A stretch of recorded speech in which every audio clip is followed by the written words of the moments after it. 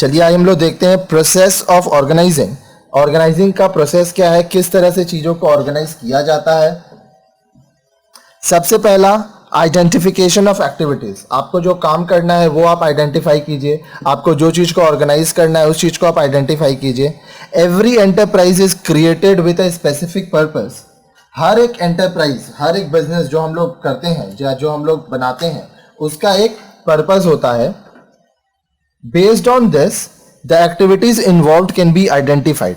अब आपका जो उद्देश्य है, आपका जो पर्पस है, उसके ऊपर डिपेंड करके आपका काम को आइडेंटिफाई किया जाता है। मान लीजिए आपका पर्पस अगर है प्रॉफिट कमाना तो आप उसके हिसाब से एक्टिविटीज करेंगे। अगर आपका पर्पस सोशल वेलफेयर है तो आपका एक्टिविटीज उस हिसाब से होगा। For example, in a manufacturing firm, producing goods and selling them are the major activities, in addition to routine activities like paying salary to employees, raising loans from outside, paying taxes to the government, etc. And these activities vary when the organization is a service concern or a trading firm. Therefore, it is essential to identify various activities of an enterprise. तो यहाँ पे क्या बोल रहा है, मान लीजिए कोई मैन्युफैक्चरिंग का फर्म है, अब वो गुड्स और सर्विस गुड्स प्रोड्यूस कर रहा है और उसको बेच रहा है, ठीक है। ये उसका मेन काम है, मैन्युफैक्चर करना, गुड को बनाना, माल बनाना और उसको बेचना। लेकिन साथ ही साथ और भी काम होता है, जैसे एम्प्लॉयज़ को सैलरी देना, बाहर से लोन इकट्ठा करना, गवर्नमेंट को टैक्स पे करना। तो ये सब ऑर्गेनाइजेशन का जो काम है वो डिपेंड करेगा, सर्विस सेक्टर में अलग होगा, ट्रेडिंग फर्म में अलग होगा। तो बोल रहा है कि जो एंटरप्राइज का काम है अगर वो आप अच्छे से आइडेंटिफाई कर लिए, आप समझ गए कि क्या काम ज़रूरी है, तो उसको आप अच्छे से कर पाओगे, अच्छे से ऑर्गेनाइज होगा तो काम भी सही तरीके से होगा। Next, grouping of activities. अब जितना काम है उसको ग्रुप कर देना। Once activities are identified then they need to be grouped. एक बार आपको समझ में आ गया कि क्या क्या एक्टिविटी करना है तो आपको उसको ग्रुप कर देना होगा। They are grouped in different ways. इसको अलग अलग तरीका से ग्रुप किया जाता है। The activities which are similar in nature can be grouped as one and a separate department can be created. अब वो काम जिसका नेचर सेम है, एक ही तरह का काम है, उसको एक ग्रुप में डाला जा सकता है और उसका एक अलग डिपार्टमेंट बनाया जा सकता है। जैसे मान लीजिए प्रोडक्शन का अलग डिपार्टमेंट हो गया, सेल्स का अलग डिपार्टमेंट हो गया।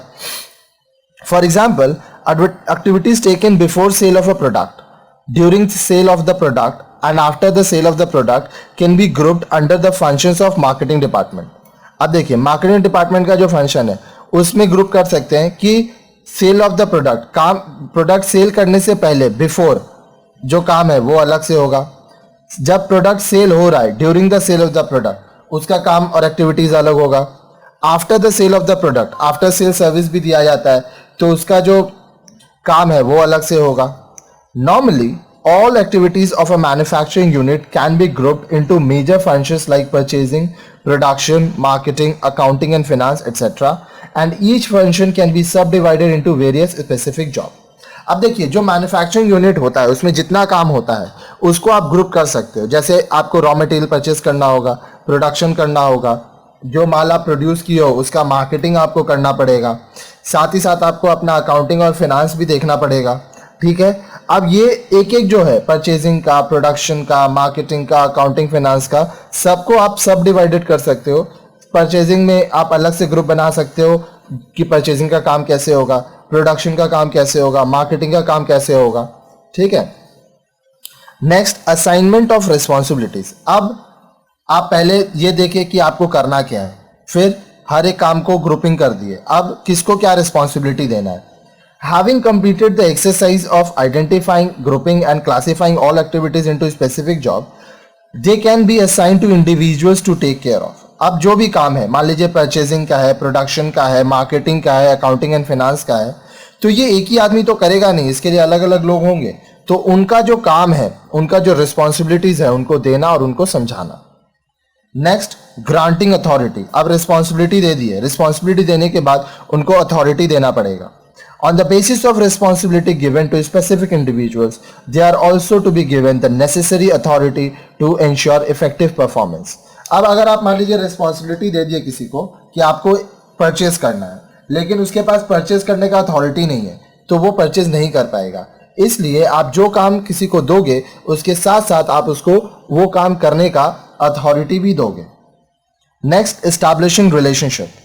This is a very important job of management, as everybody in the organization should know as to whom he or she is to report, thereby establishing a structure of relationships. By doing so, relationships become clear and delegation is facilitated. अब देखिए, establishing relationship का मतलब क्या होता है। मान लीजिए आप जिस ऑर्गेनाइजेशन में काम करते हैं या आगे करेंगे उसमें 50 लोग काम कर रहे हैं, तो हर एक व्यक्ति एक दूसरे को अपना काम का रिपोर्ट नहीं देगा। आपको पता होना चाहिए कि आपको काम कौन दे रहा है और आप काम करने के बाद उसका रिपोर्टिंग किसको करेंगे। ये बहुत ज़रूरी है। और अगर अच्छे से रिलेशनशिप एम्प्लॉय और उसके एम्प्लॉयर में है, डाउनलाइन जो सबऑर्डिनेट है और उसके सुपीरियर में है, तो अच्छे से बिजनेस हो पाएगा और टाइम से काम होगा। साथ ही साथ मान लीजिए आपका जो सीनियर है, अगर आपको पता है कि वो कौन है, आप डायरेक्टली, आपको कोई भी काम होगा आप उसके पास जाएंगे और उससे हेल्प लेंगे, सजेशन लेंगे। जब आपका काम पूरा हो जाएगा तो आप उसी के पास जाके रिपोर्ट करेंगे।